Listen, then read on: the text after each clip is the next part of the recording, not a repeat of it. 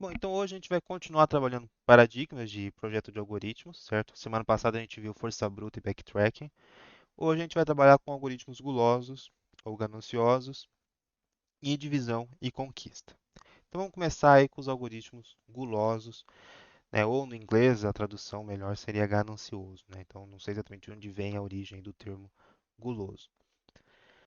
Basicamente, ele é um algoritmo que constrói uma solução para um problema passo a passo, semelhante, né, ao que o backtracking fazia, sempre fazendo as escolhas que parecem mais vantajosas naquele momento. Então, qual é a grande diferença desse paradigma para o backtracking? Do backtracking, a gente idealmente avalia todas as alternativas, né? Ele era um algoritmo de tentativa e erro, né? Uma das traduções usadas às vezes é essa. Então você tinha lá um rol de possibilidades. A gente está trabalhando muito com problemas assim, vocês já perceberam, né? Que a gente tem decisões a serem feitas, né? Qual número colocar na permutação, para que casa avançar no xadrez, ou seja lá o que o problema pedir. E você tinha um rol de possibilidades para cada momento de decisão. E o backtrack idealmente iria testar todas, né? Testa uma, vê o caminho que aquilo vai dar, se der bom, legal, se não der, volta, testa a próxima possibilidade e assim por diante. No guloso, não. No guloso, ele vai avaliar as possibilidades que ele tem naquele momento e escolher a que parece mais vantajosa. E só vai, não tem volta. Ele não se arrepende nunca, né? Além de guloso, ele é orgulhoso. Ele não volta atrás, ele não desfaz escolhas, né? Então, por isso que ele é chamado de um algoritmo míope, né? Ele toma decisões com base nas informações disponíveis na interação corrente, naquilo que está disponível para ele naquele momento. Ele não tenta prever o futuro também, sem olhar as consequências que essas decisões terão no futuro. Então, qual que é a vantagem desse tipo de algoritmo, né? Dessa estratégia? São implementações simples normalmente, já que você tem só por vez só tem uma possibilidade, né? Você tem várias possibilidades na verdade, mas você escolhe só uma, só a mais vantajosa e pronto. E se, né, são algoritmos eficientes, já que você não tem que testar um rol de soluções, você vai construir uma que parece ideal, normalmente isso tem complexidade bastante baixa. Desvantagens. Bom, a primeira acho que é óbvia, né? Nem sempre isso conduz à solução ótima global, nem sempre isso vai conduzir à melhor solução. E quando conduzir, nem sempre é fácil mostrar por quê. Né? Provar que, olha, isso vai funcionar sempre. Então, as provas normalmente são complicadas. Então vai ter muito algoritmo de guloso que a gente vai implementar porque intuitivamente parece que aquilo faz sentido e a gente vai implementar.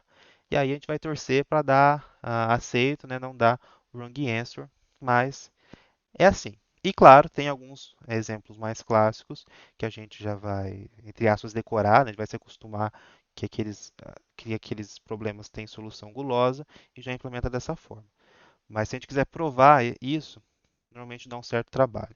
Hoje ainda apresenta uma certa prova. Um exemplo, né, meio clássico que se mostra quando se fala disso. Quando a gente quer achar, por exemplo, o ponto mínimo ou ponto máximo de uma função, né? Vocês já estudaram em cálculo que tem o ponto, tem o ótimo local, tem o ótimo local e tem o ótimo global. Então veja, aqui a gente tem, opa, aqui embaixo a gente tem o ótimo global da função. Vamos imaginar que a gente começa o nosso algoritmo por um ponto aqui, por exemplo, e a gente quer achar o ponto de mínimo dessa função. Uma forma de fazer isso numericamente seria a gente olhar, entre aspas, né, pensando como se ele conseguisse olhar para essa função e ver para onde ela está subindo, para onde ela está descendo. Se eu quero achar o ponto de mínimo, né, ele percebe que eu tenho que vir para a direita aqui, ó, é onde está decaindo, é onde está decrescendo a função. E aí eu vou descendo, descendo até chegar aqui nesse ponto, onde se eu ir para a direita, ela vai crescer, se eu ir para a esquerda, ela também vai crescer. Então eu termino o meu algoritmo. Então aqui o algoritmo ingênuo, entre aspas, porque isso aqui é a base da implementação de um algoritmo muito conhecido, que é o do gradiente descendente, que é muito usado em machine learning e tudo mais. E a ideia, né, de forma simplificada, é essa: é ver para onde a função está decrescendo e ir até chegar no ponto que ela fica estagnada, né? Para onde você andar, ela vai crescer, então aquele é um mínimo local. Qual é o problema disso? Veja, eu tenho um outro mínimo que é menor do que ele, que é o mínimo global, mas eu não consigo, por essa função, né, por esse algoritmo, chegar naquele ponto. Eu estou indo para o caminho que parece mais vantajoso. Eu não estou olhando à frente, não estou avaliando todas as possibilidades. Então é mais eficiente, mas eu não chego na melhor solução possível. Outro problema, né, que isso também é claro. Então, imagina que eu tenho essa árvore e eu quero achar um caminho nela que me retorne a maior soma. Então, cada nó da árvore eu tenho um valor associado e eu quero achar o caminho que, somando os valores, eu tenho o maior possível. Então, eu começo por esse nó, beleza, não tem muito o que fazer, pego o valor 7 e aí eu olho para os dois caminhos que eu posso fazer, ir para o nó da esquerda ou ir para o nó da direita. Como eu quero a maior soma possível, o que seria uma estratégia gulosa? Pegar o maior valor. Qual que é o maior valor? 12. Então, vou somar 12 aqui. Depois, eu posso pegar o 5, eu posso pegar o 6. Vou pegar o 6 e eu tenho esse caminho com uma certa soma. Beleza? Porém, se a gente olhar de forma global para essa árvore, a gente está vendo de forma geral, é óbvio que o caminho que me retornaria maior soma é esse daqui, certo? Eu fui para o nó 12 porque o 12 é maior que o 3. Mas se eu tivesse ido para o 3, eu veria que depois tem um nó com um valor bem mais alto, né? 99. Mas o algoritmo guloso não é capaz de ver isso. Ele vai para o caminho que parece mais vantajoso e ponto. Se fosse backtracking, ele teria que avaliar todas as possibilidades e aí ele encontraria esse valor. Bom, beleza. Então, para que serve o algoritmo guloso? Bom, a gente está vendo alguns casos em que não retorna a solução ótima. E isso tem as suas aplicações também, certo? Né? Algoritmos aproximados, por exemplo, heurísticos, em que às vezes encontrar uma boa solução, mesmo que não seja ótima, mas em um tempo hábil, né, pode ser interessante. Em programação competitiva, a gente normalmente está preocupado em achar a solução ótima. Mas existem problemas em que um algoritmo guloso faz isso também. Aí o problema é provar. Vamos voltar, por exemplo, no problema do troco, que a gente viu na semana passada. Então a gente quer dar o troco de um valor X, usando o menor número de moedas possíveis. A gente já viu o problema semana passada. E a gente viu uma solução usando backtracking. Mesmo na solução envolvendo backtracking, a gente já tinha a ideia de escolher sempre a maior moeda possível, pois isso levaria a solução que utiliza menos moedas mais rapidamente. A gente só não tinha nenhuma garantia de que isso ia chegar diretamente nessa solução. Né? Ele poderia se arrepender de uma certa moeda, voltar e trocar, a gente só acreditava que seria mais rápido, pelo menos. Né? Ele chegaria numa solução mais rapidamente, não necessariamente no primeiro teste. Então é o que está dizendo aí no terceiro item, né? Que a gente não tinha certeza que isso levaria à solução diretamente. Porém, a gente pode tentar usar uma abordagem gulosa, que seria considerar sempre a única opção e escolher a maior moeda possível. Então aqui a gente não vai pensar nas outras possibilidades. Não tem a ideia de se arrepender e trocar a moeda depois. Escolhe a maior possível e ponto. Então vamos pegar alguns exemplos para isso. Né? Imagine que a gente tem as moedas de 1, 5, 10, 25 centavos. O conjunto de moedas é importante, a gente vai falar sobre isso já. E eu quero trocar, por exemplo, 41 centavos. A maior moeda possível, nesse caso é 25, subtraído 16, agora a maior possível é 10, subtraio 6, agora é 5, fica 1, tiro 1, zerei, então terminei aqui de fazer o meu troco, cheguei nesse conjunto de moedas. Se vocês forem querer testar todas as possibilidades ou aplicar o algoritmo de backtracking, que ele com certeza dá a solução ótima, vocês vão ver que também, de fato, 4 moedas é o mínimo que eu consigo para dar esse troco. Aqui pegando o valor 59, mesma ideia, não vou fazer tudo isso de novo, mas ele pega um número mínimo de moedas nessa estratégia gulosa. Sempre dá certo? Vamos mudar o conjunto de moedas. Aqui eu peguei, por exemplo, as moedas de 1, 5 e 8 centavos.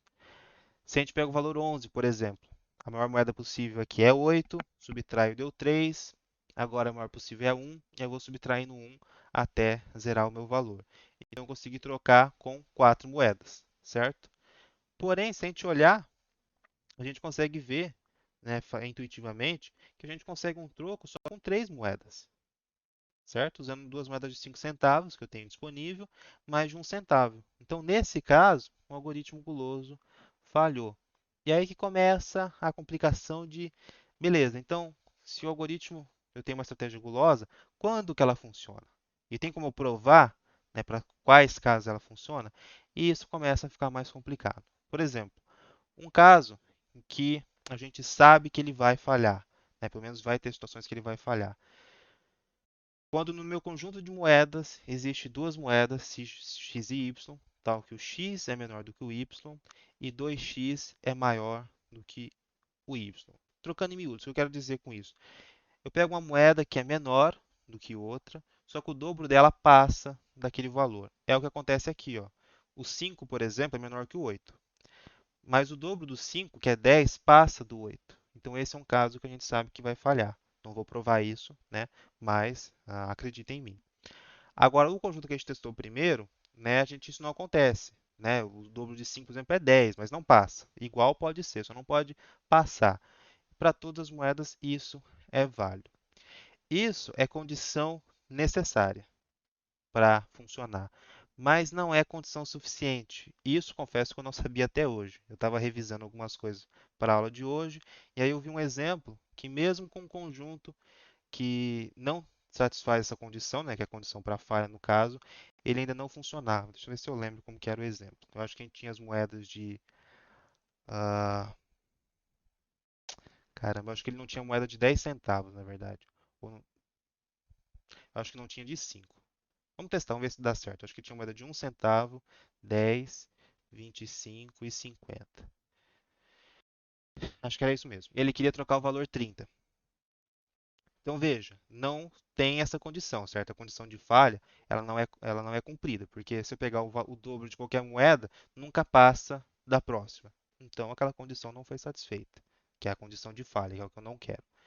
Se eu pegar por esse algoritmo, então eu pego a maior moeda possível para trocar o 30, vai ser o 25. Sobrou 5 centavos. Não tem moeda de 5 centavos, então agora eu tenho que ir trocando por um, certo? Então, eu vou fazendo isso daqui. Usei esse número de moedas. Porém, é óbvio, né, que eu tenho uma solução melhor que essa. Que é usando 3 moedas de 10 centavos.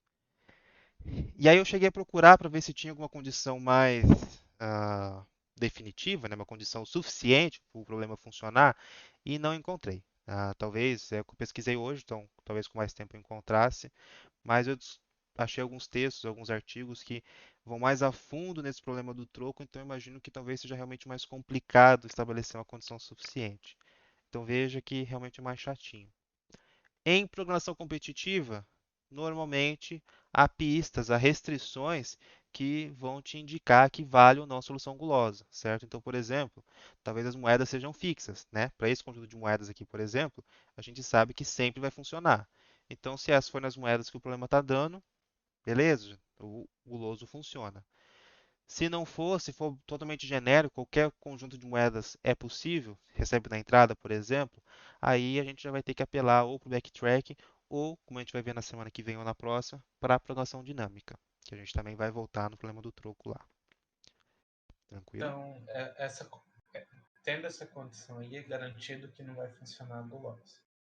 É, garantido que não vai funcionar. Para todos os trocos possíveis, né? Com aquele conjunto de moedas, né? Isso, é claro sim que talvez por algum valor específico vai acabar chegando, mas se essa condição for satisfeita, a gente sabe que vai ter algum caso que vai dar zica. Beleza, obrigado. Outro exemplo, né, que aqui vale o algoritmo guloso sem muito problema, né? Aqui é um pouco mais tranquilo ainda. Imaginem que eu tenho um conjunto de números, pode ser um vetor, um conjunto mesmo, não tem problema, e eu quero o subconjunto desse meu conjunto, que quando eu faço o produto de todos os valores, eu tenho o maior valor possível, né? Então eu quero o subconjunto de maior produto de um certo vetor, de um certo array. Então aqui, por exemplo, né, eu tenho esse vetor. Se eu pegar esses elementos, esse é o meu subconjunto que eu tenho o produto máximo, né? 2 vezes 5 vezes 5 é igual a 50. Aqui só me resta pegar o zero, certo? Se pegar o menos um, não, daria na mesma, né? Daria zero. Ou só o menos um daria negativo, que seria pior. Aqui eu posso pegar o menos um, menos 2, 4 e 3, porque o menos um, menos 2, né?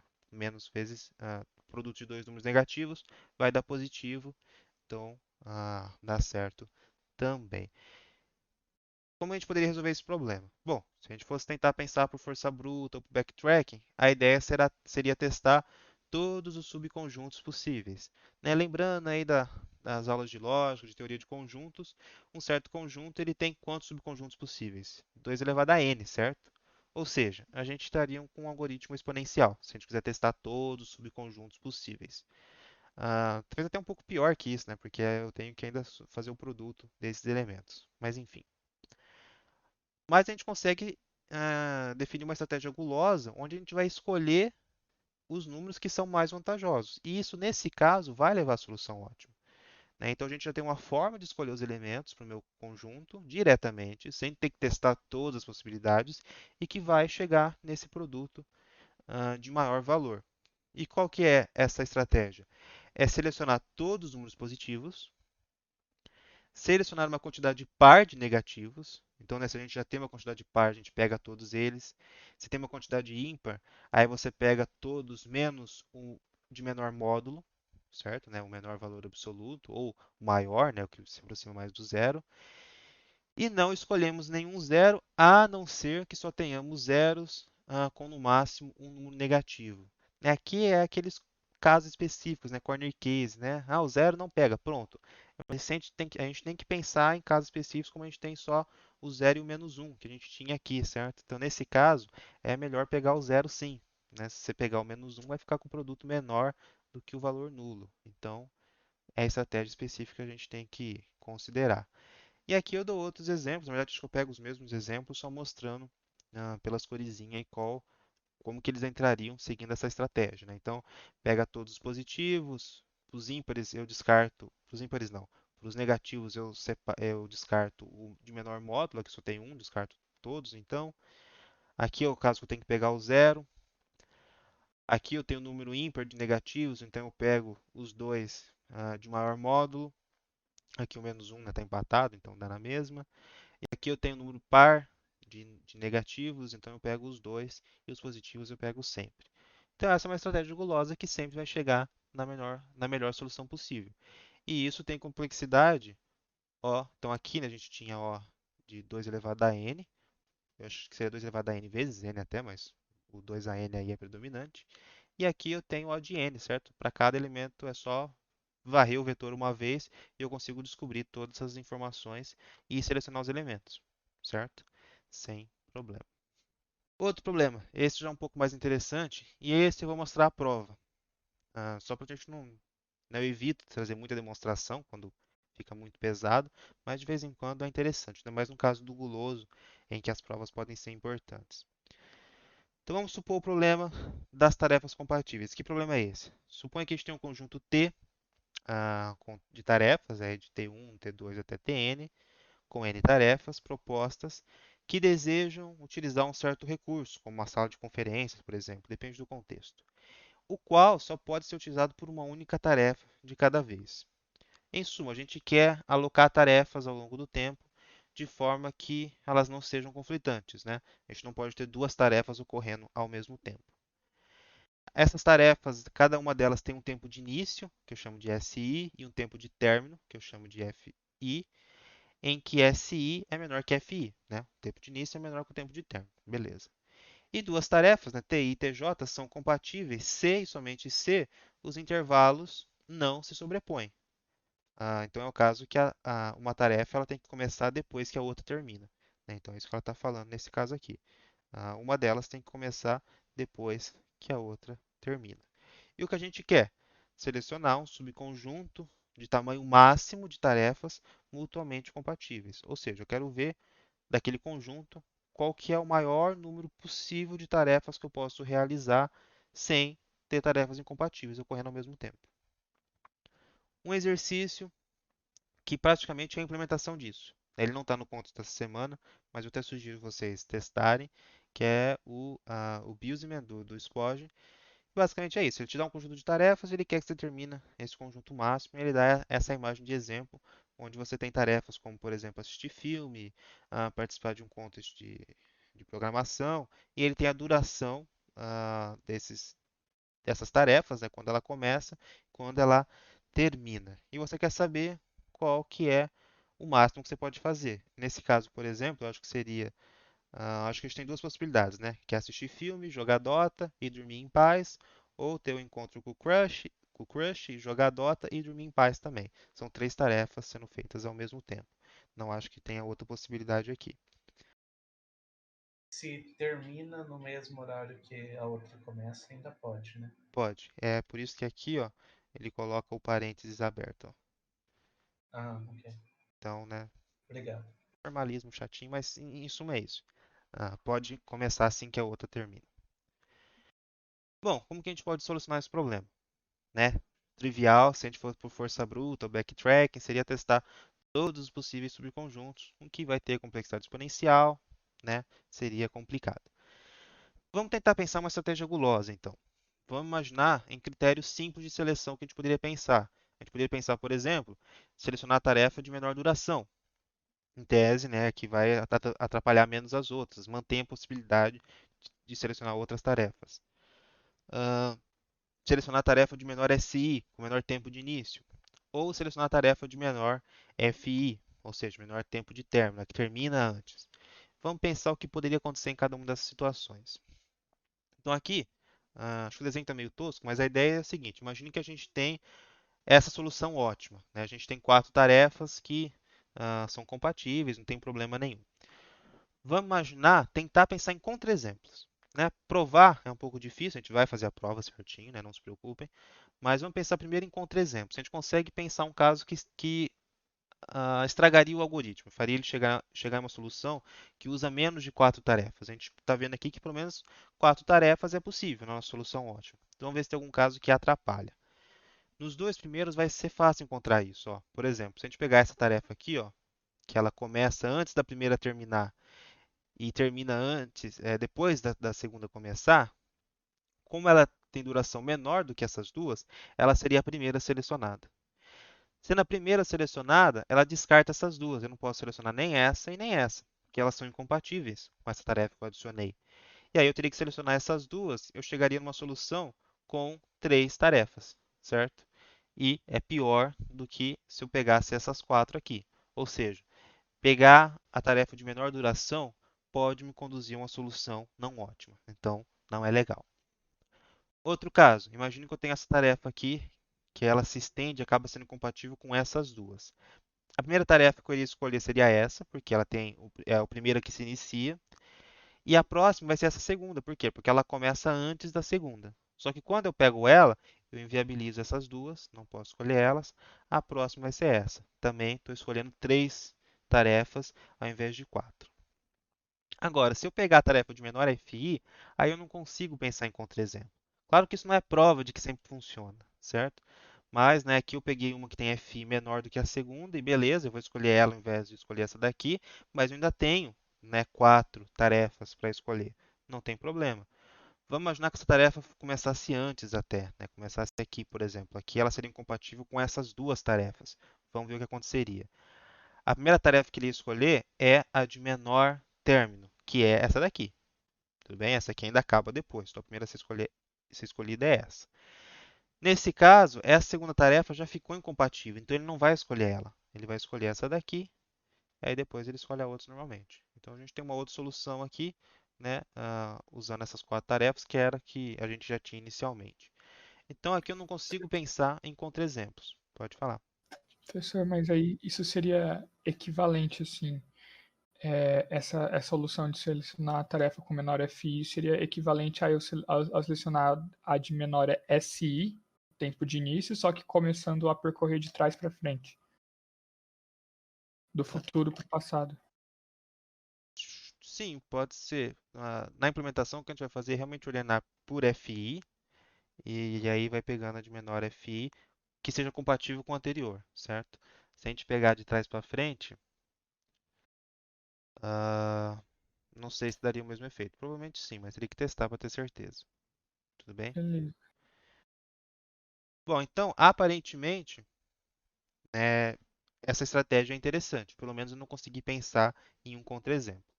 De fato, esse problema pode sim ser resolvido utilizando um algoritmo guloso, em que a próxima atividade I selecionada é a que possui menor tempo, FI, e é compatível com a última que a gente escolheu. E a gente vai provar isso. Então, como que ficaria esse algoritmo, né? Aqui pensando em pseudocódigo?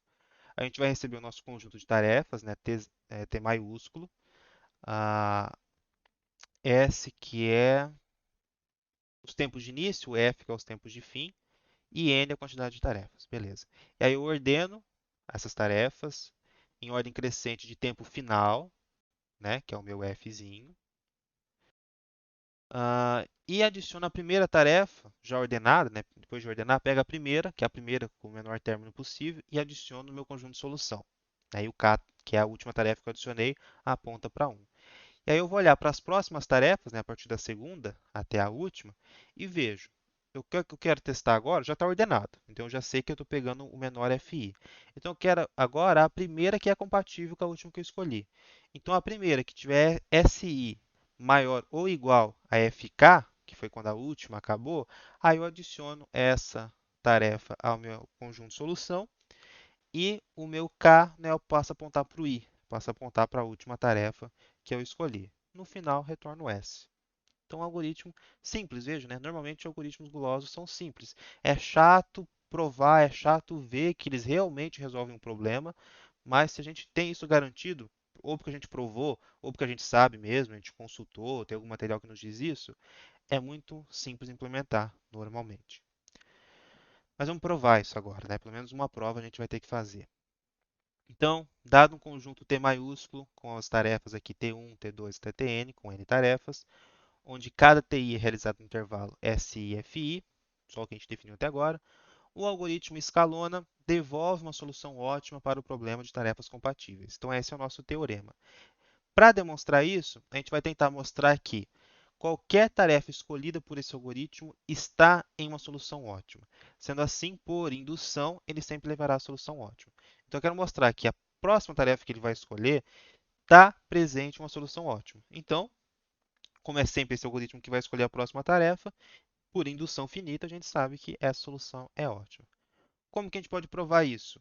Né? Essa parte do problema das tarefas compatíveis me baseei muito em um vídeo da professora Carla da UF ABC. Né? Está nas referências também, se vocês quiserem consultar mais. Até os desenhos aqui eu peguei dela.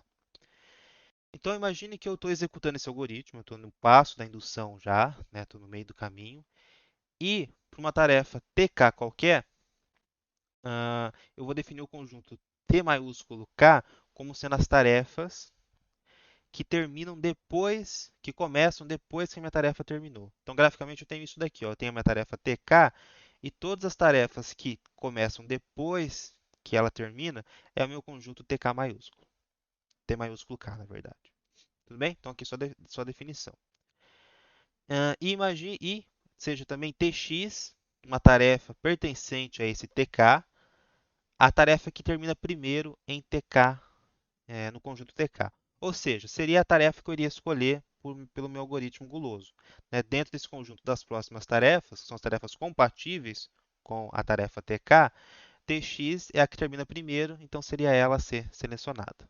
Então, defini isso. Tem a tarefa TK, tem um conjunto das tarefas que começam depois de TK, e o TX, a primeira tarefa que eu iria escolher. Vamos supor, vamos por redução ao absurdo então. Vamos supor que Tx não está na solução ótima. A gente quer chegar numa contradição a partir disso. Então, imagine que a gente tem uma solução, uma SK, pertencente ao TK, que é uma solução ótima para o T maiúsculo K, e assuma que o Tx não pertence a ela. Ou seja, voltando aqui, imagine que a gente tem uma solução ótima e o Tx não está em nenhuma. O Tx não pertence à solução ótima. Então, tem uma solução ótima, o Tx não faz parte dela. É isso que a gente está supondo. Agora, seja Ty pertencente a SK uma tarefa que termina primeiro em SK, ou seja, a tarefa que termina primeiro nessa solução que eu estou supondo. Podemos definir então um conjunto SK linha como sendo SK tirando o TY e adicionando o TX. O que eu estou fazendo aqui? Vamos voltar no desenho. Então imagine que o meu TY é essa daqui, por exemplo. Não faz diferença, tá? Pensando de forma genérica. Então, se o meu TX não está na solução, eu tenho uma outra tarefa que é a que termina primeiro, né, trivial, que faz parte dessa solução que eu estou supondo. E o que eu estou fazendo ali é, imagine que eu pego esse TY, apago ele e troco pelo TX. Eu enfio o TX de volta que eu tinha tirado dizendo que não estava na solução ótima. E eu quero ver que isso vai me levar a uma contradição. Por quê? Eu posso fazer isso. Posso tirar o TY e posso colocar o TX. Isso é solução? Vamos ver agora. Como SK é solução viável, então a gente sabe que FY é menor ou igual a SZ para toda tarefa Z dentro da solução. Em outras palavras, as outras tarefas que estão no conjunto, elas começam depois que o TY terminava. Né? O TY que terminava primeiro, todas as outras tinham que começar depois dele. Só que lembra, o TX não era a tarefa que terminava primeiro, ou seja, o meu fx ele é menor do que fy, certo? E eu sei também que todas as tarefas Z, elas começam depois do fy, ou seja, o fx ele termina antes de todas as tarefas SZ. Em outras palavras, essa solução que eu construí aqui, tirando o ty e adicionando o tx, ela também é viável. Porque se ela termina antes ainda que o ty, eu posso trocar, eu posso tirar a ty e colocar a tx. E isso é uma solução viável, não tem problema. Então, o S'(K) é uma solução viável também. E mais que isso, as duas têm o mesmo comprimento. Porque eu substituí um elemento, eu tirei o ty e adicionei o tx. Então, se eu tinha 4 tarefas na solução, eu continuei com 4 tarefas. Então, se SK é uma solução ótima, SK' também é. É ótima também. E a gente chegou numa contradição, porque a gente tinha suposto que Tx não estava em uma solução ótima. Então, é o que a gente queria demonstrar. Por absurdo, a gente demonstrou que Tx está sim numa solução ótima, então o nosso escalona sempre escolhe uma tarefa que pertence a uma solução ótima do nosso problema. Tudo bem? Essa metodologia de demonstrar a solução ótima, de começar assumindo que o elemento que você vai escolher não está, aí pega uma solução ótima possível e substitui, e prova que mantém as propriedades, é comum? De certa forma é um pouco comum, sim. Redução absurda é um mecanismo muito poderoso até para fazer provas, né? Não é à toa que os construtivistas não gostam muito disso, né? Mas, sim, é relativamente comum. Por exemplo, uma coisa que aparece aqui também, que eu não comentei, que a gente vai ver mais na aula que vem. Mas na aula que vem e um pouco agora também na divisão em conquista. Isso também é baseado na questão de subproblema. Né? Semana que vem a gente vai falar sobre subproblema ótimo, que é uma condição importante para a aprovação dinâmica, e também é para o algoritmo guloso. É que eu não quis enfiar conceito demais aqui. Porque veja, aqui eu basicamente dividi o meu problema em subproblemas. Então eu peguei a tarefa aqui TK, sei lá, é a primeira tarefa que termina primeiro. Né? Então eu tenho aqui, vamos lá, TK, vamos imaginar que essa tarefa que termina primeiro. E eu estou unindo com a solução do escalona para o meu conjunto T maiúsculo K, que são as tarefas compatíveis com o TK que eu escolhi, com o Tzinho K. Pego o TK, o T maiúsculo K são as que começam depois que ele terminou. Vou abreviar assim, né? Porque depois era só as informações de início e tudo. Então veja que aqui eu tenho meio que um algoritmo recursivo, né? Se isso aqui fosse chamado por escalona T, né, com todas as tarefas, eu pego a primeira tarefa que termina primeiro e aí soluciono o problema para o T maiúsculo K, que são as tarefas que vêm depois. E faço isso até chegar num caso base. Então, essa divisão em subproblemas também é comum, certo? Também é meio recorrente. E aí, essa prova, né, baseado em, vamos supor que não está na solução, e aí ver o que acontece. Também é recorrente. Não vou dizer que todos os casos são assim, até porque alguns são realmente mais complicados mesmo. Mas sim, é recorrente. Guloso talvez assuste um pouco quando a gente veja isso aqui, mas veja, na prática, nos exercícios, a gente até agradece quando cai um algoritmo, quando cai algum problema que tem solução gulosa, certo? Vai ter alguns casos que é mais difícil perceber, mas a maioria você vai ter o feeling, né? Às vezes você não vai conseguir provar, coisa do tipo, mas você vai sentir que, putz, se eu fizer isso daqui, fazer essa decisão sempre, vai chegar na solução ótima. E aí, muitas vezes, o melhor caminho é realmente testar, né? Ao invés de você, ainda mais aqui, né, pensando, sei lá, na maratona, talvez tomar um certo cuidado com o desperdício de tempo, ou em não submeter muitas vezes o exercício errado, né, porque tem a penalidade de tempo, talvez tenha que tomar essas precauções. Mas aqui, a gente está aprendendo, se você submeter 20 vezes um exercício, não tem problema nenhum, certo? Então, achou que tem solução gulosa? Testa, certo? Com o tempo você vai amadurecendo essas ideias e vai vendo isso mais facilmente e até provando mais facilmente se for necessário. Então, não é tão complicado. Entrando agora em divisão e conquista. Qual que é a ideia geral de uma estratégia de divisão e conquista para resolver um certo problema? A ideia geral é, primeiro, a gente vai dividir esse nosso problema em subproblemas, certo? Então, o que ele fala que o primeiro passo é a divisão, dividir a instância do problema em duas ou mais instâncias menores.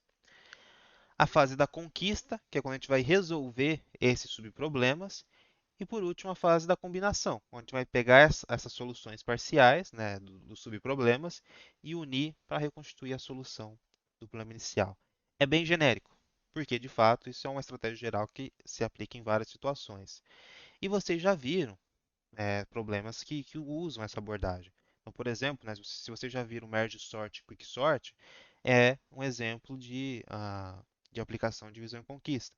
Busca binária, a gente viu, a gente teve uma aula sobre isso. Também é um exemplo de aplicação de divisão e conquista. No caso, a gente pegava o vetor, né, separava em duas partes, e ali a vantagem é que a gente conseguia excluir uma parte, né? A gente sabia que em um certo setor daquele vetor não tinha como o elemento estar, né? Já que ele está ordenado, então a gente consegue ver se o elemento é maior ou menor do que o centro, aquela coisa toda que a gente já viu. Então, são exemplos de problemas resolvidos com divisão e conquista.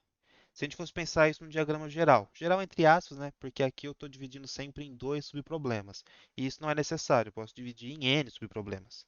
Né? Dois seria o que mais aparece, mas vai ter casos que vai ter mais, sim. E aí tem a fase da divisão, onde eu divido o problema em subproblemas, conquisto, né? Então resolvo esses subproblemas, e aí combino as soluções para chegar na solução do meu problema original. Se eu fosse ampliar esse diagrama, eu posso pensar, né, um problema dividido em subproblemas, dividido mais subproblemas, até chegar a um certo caso base aqui, onde eu vou solucionar, e aí eu vou começar a combinar as soluções até chegar na solução do problema original. Então, vejo uma estratégia bem geral. Algoritmos baseados em divisão e conquista são, em geral, recursivos, pelo menos é mais fácil implementar recursivamente, inicialmente. Né? A busca binária, por exemplo, a ideia dela é recursiva, mas a gente consegue chegar no algoritmo interativo. A maioria deles divide o problema em subproblemas de mesma natureza, de tamanho n por b, né? Sendo b o número de divisões aí. E existem três condições, não diria condições, mas acho que dicas, que indicam que a estratégia de divisão e conquista pode ser utilizada com sucesso. O que seria o com sucesso aí? Porque veja, muitos problemas a gente consegue sim resolver com divisão e conquista, mas que talvez não ofereça grande vantagem. Então, por exemplo, se a gente pensasse novamente no problema da busca, vamos supor que o vetor não está ordenado. Então, a gente não tem aquela ideia de eliminar a parte do intervalo. Mas a gente ainda pode aplicar divisão e conquista. A gente, né, o elemento está ou na primeira metade do vetor ou no segundo. Aí você procura na primeira metade. Se não tiver, você procura na segunda. Mas como eu não estou com o vetor ordenado, não tem como eliminar uma delas de antemão. Vou resolver o problema, só que a complexidade vai ser O de n a mesma coisa. Né? E com o fato de que eu ainda vou ter chamadas recursivas, ou seja, vai ser pior do que a busca sequencial. Ou, no melhor caso, vai ser a mesma coisa. Então, não tem vantagem. Então, nem sempre divisão e conquista tem vantagem para resolver um problema. Na verdade, nenhum desses paradigmas tem, né? A gente está vendo estratégias diferentes que se aplicam a problemas diferentes. Mas quais são as dicas que ele dá? Deve ser possível decompor uma instância em subinstâncias, óbvio, né? A gente tem que ser capaz de decompor um problema em subproblemas, isso oferecer alguma vantagem. A combinação dos resultados deve ser eficiente, trivial se possível.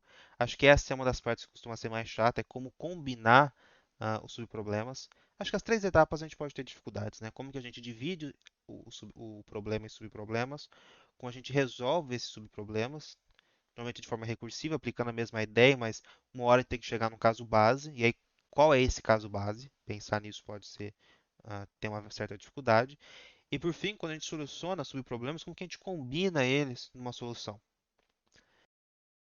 E as substâncias devem ser mais ou menos do mesmo tamanho. Isso aqui varia, mas assim, no geral, se for muito diferente, pode chegar numa solução ineficiente. Vantagens. Primeiro, a gente consegue resolver problemas difíceis de forma relativamente fácil, né? A recursividade nos dá isso. Um exemplo que vocês já devem ter visto no primeiro ano é a Torre de Hanoi. Nesse caso, é um algoritmo não eficiente, mas porque não tem como ser, né? É o mais eficiente possível, acho que pode-se dizer. Mas a gente tem essa ideia de divisão em subproblemas, certo? Você tem uma torre de Hanoi com n elementos, e aí você move um certo elemento em uma posição lá conveniente, e aí você aplica o algoritmo recursivamente para a torre de Hanoi de tamanho n-1. Então aqui você tem, né, um problema aí, um subproblema de tamanho n-1. Então, por isso que é essa solução que a gente tem para ver quais são os movimentos da torre de Hanoi, a gente pode dizer que é a divisão em conquista. Pode, não é regra, mas pode gerar algoritmos eficientes, tem uma forte tendência à complexidade logarítmica, é o que acontece com a busca binária, por exemplo, e é facilmente paralelizável na fase da conquista. Em programação competitiva, isso não vai fazer diferença, certo? A gente não vai usar a programação paralela nos exercícios, certo? Né? Embora o C++ tenha aí suporte ao PMP, o MPI e tudo mais, isso não é aceito no exercício, certo? Isso é magia proibida aqui, então isso não faz muita diferença para a gente, mas de forma geral é interessante saber. Desvantagens. Número de chamadas recursivas, já que são algoritmos normalmente recursivos, né? Então pode ter problemas aí de estourar pilhas, se tiver muita chamada, coisa do tipo. Dificuldade na seleção dos casos bases. Na verdade, eu estenderia aí dificuldade na seleção dos casos bases e dificuldade em como combinar soluções. E pode ter repetição de subproblemas, né? Às vezes o mesmo subproblema aparece várias vezes e aí ele tem que ser resolvido de novo, né? Então tem uma sobrecarga aí de processamento. E isso pode ser resolvido usando programação dinâmica, que a gente vai ver a partir da semana que vem. Só um adendo aqui, né, uma observação que eu ia comentar, acho que era isso que eu ia comentar aquela hora e tinha esquecido. Como eu disse antes, é normal que vocês não dominem todos os conteúdos de cara, né? Mesmo no final do semestre, a gente não espera que seja tudo dominado, simplesmente que vocês tenham uma boa ideia de tudo e possam ampliar seus conhecimentos, né, e aplicar mais, mas não totalmente dominado. Mas, mesmo os temas que a gente está vendo aqui, a gente vai retomando nas próximas aulas, certo? Seja nos contests, né? Então, por exemplo, eu tive o backtracking, exercícios de backtracking vão aparecer mais para frente ainda, né? Não sei dizer em qual contest, mas em algum momento vai aparecer. Da mesma forma, algumas ideias vão sendo retomadas, né? Quando a gente vê programação dinâmica, a gente vai ver algumas coisas de backtrack, algumas coisas de visão e conquista, né? Então, a gente vai retomando as ideias e trabalhando melhor. Vamos ver alguns exemplos, né? Acho que é mais fácil quando a gente vê um exemplo para entender o que está sendo dito. A gente pode aplicar divisão em conquista o problema da exponenciação, por exemplo. Então, imagine que a gente não tem nenhuma função pronta, né, para calcular a potência. No Python, por exemplo, né, já tem operador para isso, no caso do C++ não tem. Então, uma forma que a gente pode fazer isso é por força bruta, o caso mais trivial, que é, se a gente tem x elevado a n, é fazer x vezes x n vezes, né? Então, faço aqui um for de 0 até n menos 1, né? O y começando com 1, e vou multiplicando por x, no final retorno x. Qual é a complexidade disso? O de n, né? Sendo n o nosso expoente. Porém, vamos pensar um pouco mais, né? Usar algumas propriedades matemáticas que a gente conhece e ver se isso nos ajuda em alguma coisa. Então, por exemplo, a gente sabe que quando n é zero, né, x elevado a n quando n é zero, é 1. Propriedade matemática. Isso aqui vai ser o nosso caso base. Opa, a nossa recursão. Esse tipo de análise a gente vai fazer muito daqui para frente, principalmente quando chegar em PD. Agora, quando não é, lembra que a gente tem aquela propriedade, né, que quando a gente tem potências de mesma base multiplicadas, a gente pode somar os expoentes, certo? Então, veja, o que eu posso fazer aqui é dividir o meu n por 2. Então, eu sei que x elevado a n é igual a x elevado a n sobre 2 vezes x elevado a n sobre 2. Aqui eu estou tomando cuidado de fazer, né, como a gente está trabalhando com números inteiros no expoente, né, fica mais fácil para a gente, eu estou considerando que essa divisão ela é a divisão inteira. Então, se o n for ímpar, eu tenho que multiplicar por x aqui ainda, né? Por exemplo, se for 5, a divisão inteira por 2 vai dar 2. Então, x elevado a 2 é x elevado a 2 é x elevado a 4. Aí eu tenho que multiplicar por x de novo para dar o x à quinta. O que isso ajuda a gente? Simples. Eu vou chamar recursivamente essa função para calcular, né, no meu passo aqui, o x elevado a n sobre 2. E depois eu multiplico pelo valor que retornou essa chamada. Eu não preciso chamar de novo, não preciso chamar duas vezes. Então ele não vai multiplicar n vezes o número. Eu chamo agora para metade do n, certo? E depois uso esse resultado e multiplico por ele mesmo de novo e multiplico por x se for necessário, se for ímpar, né? Se o n for ímpar. E aí eu consigo um algoritmo em complexidade log n, né? Isso é um ganho grande para a complexidade linear, né? Para O de n. Então, né? Implementando isso, eu tenho o meu caso base, em que se o n é igual a zero, eu retorno 1. Se não, eu calculo a potência de x elevado a n sobre 2. E aí eu só vejo aquela questão se é par ou é ímpar, né? Então, se o n fosse par, eu só retorno y vezes y. Se não, eu retorno y vezes y vezes x. Professor, nesse exemplo a gente está tentando otimizar o quê? O número de multiplicações? Isso, quantas multiplicações eu faço. Ah, ok. Obrigado. Imagina. Né? Mesmo que a multiplicação seja O de 1, né, supostamente, se eu faço ela n vezes n sendo um número grande, né, eu tenho essa complexidade. E aqui eu caí para log n multiplicações. Então, isso é um ganho grande até. Não entra no caso, mas se tivesse que fazer x elevado a 1 milhão, ia Sim. precisar de 20 multiplicações aí. E vai ter problemas assim. Mesmo que, né, aí vai trabalhar com o resto, enfim. Mas vai ter alguns problemas que isso vai ser importante. Outro problema da menor distância. Esse é um problema também que já apareceu na semana passada. Basicamente, a gente tem n pontos no plano e a gente quer determinar o par de pontos de distância mínima, ou simplesmente a distância mínima entre um par de pontos qualquer, certo? Então, aqui, né, esse seria o nosso par com distância mínima. Tudo bem? Como que a gente pode fazer? Bom, a gente já viu semana passada por força bruta, que seria o quê? Testar todos os possíveis pares de pontos, ver a distância entre cada um deles, pega a menor. Isso tem complexidade quadrática, certo? O de n ao quadrado. Como que a gente pode aplicar a divisão em conquista? Primeiro, de forma geral, vamos ordenar os pontos pela coordenada x e dividir o problema em duas partes. Parte da esquerda e parte da direita. Né? Então, estabelece um limiar ali, né? O x, que é menor que esse limiar, é um subproblema. Todos os pontos que o x é maior que esse limiar, maior ou igual, é o outro subproblema. Problema da esquerda e problema da direita. Show. Resolver recursivamente os dois subproblemas gerados e combinar os subproblemas para obter a solução do problema inicial. Esse é um dos casos em que a parte de combinar vai ser um pouco mais chatinha. Entre aspas, vocês vão ver que faz sentido, mas se a gente tivesse fazendo essa solução do zero, talvez a gente tivesse que parar e pensar um pouco mais, com mais cautela. Então veja, aqui tem os meus pontos, dividi no meio, né? Os pontos da esquerda, que está no setor P1, os pontos da direita, que está no setor P2. E aí eu resolvo esses problemas recursivamente. Quando a gente está fazendo esse tipo de análise, a gente tem que pensar em um caso base, né? Sei lá, quando eu tenho dois pontos, é simplesmente a distância entre eles, coisa do tipo. E aí, quando eu estou definindo o passo da recursão, eu tenho que acreditar que o meu algoritmo funciona, mesmo que eu não saiba como ainda. Então, nesse momento, eu acredito que o algoritmo que eu estou construindo, ele vai funcionar. Então, quando eu chamar para o subproblema da esquerda, ele vai retornar essa distância aqui, que é a menor distância até agora, esses dois pontos. E aqui, a menor distância são esses dois pontos aqui. Chamei de DE, é a menor distância da esquerda, e DD, a menor distância da direita. Tudo bem? Então, já tenho a solução dos meus dois subproblemas. Como que eu combino agora? É só pegar a menor distância entre eles? Alguém consegue ver o problema? Se eu simplesmente digo que a menor distância geral é simplesmente o DE, porque o DE é menor que o DD. Alguém consegue imaginar um problema? Pode ser Tem que a que precisar distância da. entre um ponto da direita, um desses quatro pontos, a distância entre eles pode ser menor. Exatamente.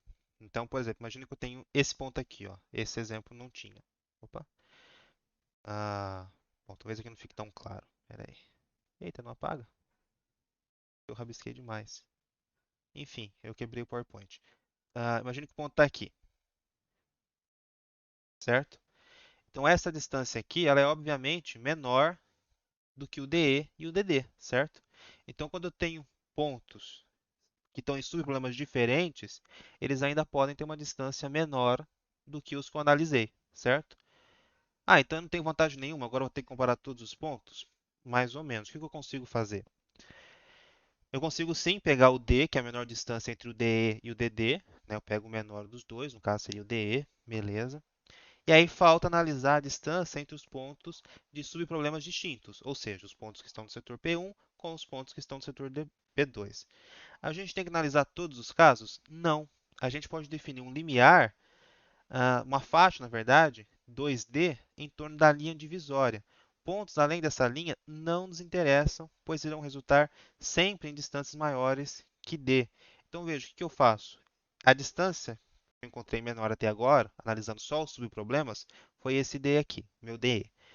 Aí eu pego esse D e faço uma faixa de tamanho 2D, né? D para a esquerda e D para a direita. E eu só vou analisar os pares de pontos dentro dessa faixa. Por quê? Porque se tem um ponto aqui e um ponto aqui, eu sei que essa distância vai ser maior do que D. Não tem como ser menor. Então eu não preciso comparar esses pontos, né, nessa faixa aqui, com esses pontos aqui, porque eu sei que essa distância vai dar maior do que D. Eu só preciso avaliar os pontos que estão aqui dentro, certo? Né? Então, eu poderia ter um ponto aqui, por exemplo. De repente, a distância é menor, ok? Então, são várias possibilidades, só que só dentro dessa faixa. Com isso, né, não vou provar, mas com isso a gente consegue chegar na complexidade n log n. Então, a gente estava no algoritmo por força bruta quadrático, em que eu analiso todos os pares de pontos possíveis, e eu caí com um problema de n log n, fazendo divisão em conquista, em que a combinação não é tão natural, não é só pegar o menor dos dois lados, eu ainda tenho que fazer um passo a mais algumas comparações, mas ainda assim eu tenho um ganho de complexidade muito alto. Alguma dúvida? É, eu sei que a gente está falando mais da parte de teoria ainda, mas na implementação para esse exercício, seria meio que ordenar os pontos pela coordenada x e metaforicamente fazendo uma busca binária nessa coordenada x, Deixa eu ver se a gente precisaria de uma busca binária. Eu acho que de para certa forma encontrar sim. um corte bom, digamos assim.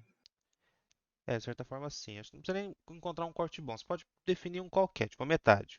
Ou você pensa no primeiro x que divida por igual, por exemplo. Eu nunca implementei isso aqui. Isso aqui até hoje eu não vi. Eu não resolvi nenhum exercício que aplique isso direto. Ele é bom para a gente testar, mas pelo menos no contexto eu não vou cobrar. Mas eu acho que sim, uma ideia seria essa, né? Seria, por exemplo, você pegar o primeiro x que deixe a mesma quantidade de pontos na esquerda e na direita, para tentar definir subproblemas de tamanho igual, e aí você subdivide, resolve o problema da esquerda, resolve o da direita. E aí nesse subproblema você vai aplicar a mesma ideia, certo? Você vai dividir ele em subproblemas. Até que você vai chegar num caso base. O caso base vai ser simples, vai ser o caso que tem dois pontos, por exemplo. E aí você retorna simplesmente a distância entre eles, ok? E aí voltando vai tendo essa combinação. Eu queria perguntar também, no caso de acidentalmente isolar um ponto só de um lado da linha, Se a gente como pegar um fica? ponto só, ah, talvez você retorne uma distância absurda ali, né? Você não pode retornar zero porque seria a menor distância possível. É, Mas você pode retornar uma distância absurda e talvez ele vai entrar na parte da combinação na hora de testar com a fronteira, certo? Aí ele vai ser comparado com os ok. pontos do outro subproblema. Mas isso estou imaginando, certo? Teria que olhar melhor realmente para a implementação e ver como que ele faz isso. Ah, outros problemas clássicos que eu indico, mais para conhecer, não me lembro deles caírem diretamente. É o caso de multiplicação de inteiros grandes. Quando eu falo de inteiros grandes, são os big integers que a gente vai trabalhar lá em teoria dos números, certo? Normalmente a gente não vai aplicar isso exatamente porque a gente não vai usar o C++ para isso, né? Pelo menos eu não indico. Indico o Java ou o Python, que dá para trabalhar com isso mais facilmente. Se fosse em C++, a gente teria que implementar na raça a multiplicação, aí seria interessante essa estratégia. E multiplicação de matrizes também, né, que a gente faz aí em n ao cubo, mas tem alguns algoritmos um pouco mais eficientes, como o algoritmo de Strassen, que usa a ideia de divisão em conquista e chega a uma complexidade um pouco melhor, né? Até hoje não se conhece um algoritmo quadrático para multiplicação de matrizes, não que eu saiba, pelo menos, mas já é um pouco melhor. Então, né, para treinar um pouco essas ideias, seria interessante dar uma olhada nesses problemas. E uma sugestão aí sim de exercício, fora os que vão estar no contest, é o Code for One do Code Forces, que é um exercício legalzinho. Acho que dá para treinar a ideia de divisão e conquista. E basicamente é isso, pessoal. Então, né, aqui as referências, né, as aulas do René ajudam muito nisso, né, de técnicas de programação. Agora acho que tem outro nome, né, na mudança da grade. Ah, o livro da Laxonen, o vídeo, né, que eu comentei da professora Carla, a Lindsay Maia, da UFABC, que ela fala bem sobre algoritmos gulosos. Na verdade, ela fala mais sobre o problema das tarefas compatíveis entre si, que é um problema interessante e recorrente até em contexto. Esse sim pode aparecer bastante e pode aparecer com variações. E nem todas as variações podem ser resolvidas com algoritmos gulosos, certo? Então, a gente vai transitar muito aí entre algoritmo guloso e programação dinâmica, dependendo das restrições que são impostas ou não para o problema. Né? Então, o problema do troco é um caso assim também. Dependendo das restrições, a gente pode aplicar o algoritmo guloso. Em outros casos, a gente tem que apelar para a programação dinâmica, que a gente vai ver semana que vem, mas né, só resumindo, a gente ainda vai avaliar todas as possibilidades. É só de uma forma inteligente e salvando resultados para a gente chegar numa eficiência melhor. Mas a ideia ainda é testar todas as possibilidades. E aqui as últimas referências. Tudo bem, pessoal? Alguma dúvida de forma geral? Comentário, sugestão, crítica? Vão ser grupos diferentes para cada contest?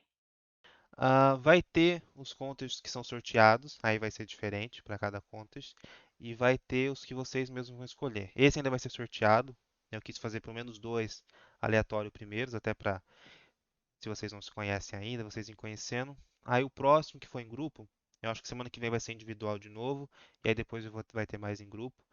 Aí o outro já vai ser vocês que vão escolher. Aí vocês discutem no Discord, aí vocês só mandem para mim depois os grupos que vocês definirem. Mas Ah, ok. Vocês pretendem fazer uma segunda matéria, tipo, pro segundo semestre? Porque a maratona mesmo, ela é no segundo semestre, não é? E vocês pretendem abrir uma segunda turma? depende muito de vocês, na verdade, do interesse, basicamente. Sim, interesse que eu falo, né, número de matrícula, essas coisas. Mas sim, né, a gente tem esse interesse. Lá no primeiro slide tem até uma proposta ah, de cronograma, certo, de conteúdo para a gente ver. O que acontece é que assim, né, a maratona é no segundo semestre, só que a gente não consegue ver todo o conteúdo até o dia da prova. Então, na verdade, assim, em termos de preparação, quando a gente estiver mais perto, a gente vai falar mais sobre isso. É bem possível que, com certeza, com esse treino, pelo menos eu espero, se a gente estiver fazendo isso minimamente bem, vocês já vão estar bem mais à frente, né? Vão ter evoluído mais nesses conteúdos, na capacidade de resolver problemas, do que quando vocês começaram no começo desse semestre. É o que a gente torce e acontece, normalmente acontece, né? Mais ou menos como a gente queria, mas acontece. Mas nem sempre isso é a ponto de ter grandes resultados na prova. O nível de dificuldade da maratona é alto, né? O gap entre os exercícios é alto, então a gente tem exercícios que são fáceis e aí todo mundo resolve, e aí a distância até os próximos às vezes é muito alta. Então, mesmo que vocês caminhem muito nesse gap, se vocês ainda não chegaram no nível dos próximos exercícios, ainda não aparece o resultado na prova. E isso é desestimulante às vezes, não vou mentir para vocês. Então, assim, idealmente, esse ano de treinamento, que a gente quer é sim que seja em duas disciplinas, é para vocês conhecerem todos esses conteúdos, que é o que mais cai na prova. Não é que a gente veja tudo, mas eu acho que a gente vê o principal sim, os mais recorrentes, e que aí vocês tenham os próximos anos, acho que a maioria que está no segundo ano, né, que vocês tenham aí terceiro, quarto ano, para vocês irem aprofundando isso e treinando, e aí sim tendo os melhores resultados na prova. Mas sim, se vocês gostarem e puderem continuar, a gente deve ter LPC 2. Se não, a gente tem os vídeos no canal também do ano passado. A LPC 2 está inteiro lá. Professor, só uma curiosidade.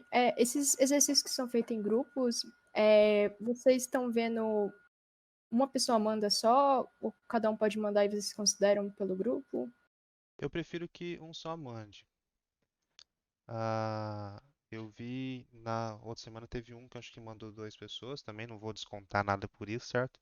Mas quando um só manda fica mais fácil da gente controlar. Ok, ok. Pronto, os grupos já estão lá. Bom, então pessoal, boa sorte pro contexto dessa semana. Novamente, tentem ficar tranquilos. É importante que vocês façam, participem, né? Para a gente conseguir avaliar minimamente aí e dar nota e tudo. Mas no geral, não se preocupem tanto com isso, certo? Com nota, com se não estiverem dominando tudo, né? Todos os conteúdos, é absolutamente normal isso. Claro que se alguém conseguir dominar tudo de primeira, de cara, em uma semana, dominar PD, dominar algoritmo guloso, divisão e conquista, perfeito. Mas não é o natural, não é o esperado. Então fiquem tranquilos em relação a isso também. E também não se acanhe em pedir ajuda, seja para os colegas, ou seja, para mim, para o René, para o Will, certo? A gente tem esse espaço do Discord agora para isso, né? Então, quem a gente puder tirar de dúvidas, seja do que for, né? A Rebeca, por exemplo, comentou da questão do C, do C++, quem a gente puder ajudar nisso também, a gente está à disposição. Tudo bem? Então é isso, pessoal. Boa noite, até semana que vem.